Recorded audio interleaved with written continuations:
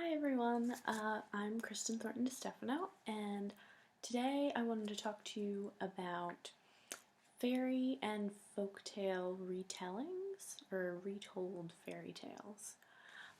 It's something that has interested me for a while, especially because I've studied classic folktales and I collect a lot of old volumes of fairy tales.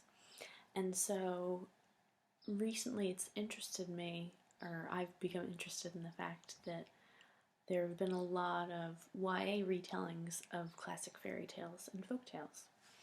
So when we think of fairy tales, we probably often think of, you know, those classic stories you heard growing up, such as Rapunzel or Hansel and Gretel. But fairy tales were originally created for adults. It was only within the last 2 to 3 centuries that fairy tales were grouped under the category of children's literature.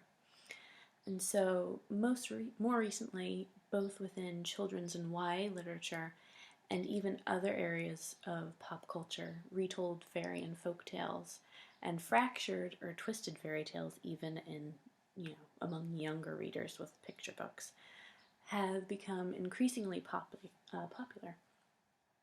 So this is something that definitely has piqued my interest. So reference librarian Pauline Dewan explains that in many fairy tales, we have tales of children overcoming huge struggles and tribulations, and that they are empowering youth to overcome challenges within their own lives. So fairy and folk tales often focus on overcoming a fear, such as in Little Red Riding Hood, or leaving home and growing up, as in Hansel and Gretel. For younger readers, the cyclical nature of fairy tales ingrains a lesson or shows how you often must struggle before you succeed.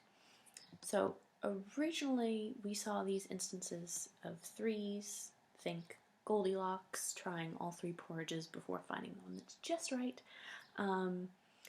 because it was supposed to represent the Holy Trinity. But it's morphed into a new meaning and understanding. But originally that was why we had these cycles of threes. You might not realize it until you actually sit down and think about it, but it comes up a lot in both fairy tales and folk tales. So now we see these new takes on classic fairy tales and folk tales. A more well-known example is Cinder and the entire Lunar Chronicles series by Marissa Meyer. But there has also been an increased interest in Slavic folktale retellings, such as with Catherine Valente's Deathless and Naomi Novik's Uprooted, which I love. And that actually won the Nebula Award for Best Novel, I think 2 years ago, maybe 1, and was nominated even for a Hugo Award. And what's perhaps most fascinating is how many of these retold fairy tales focus on a female protagonist. And perhaps it's due to an increase in scholarly work related to Angela Carter's body of work, such as her Bloody Chamber, which is more adult-related fiction, but still.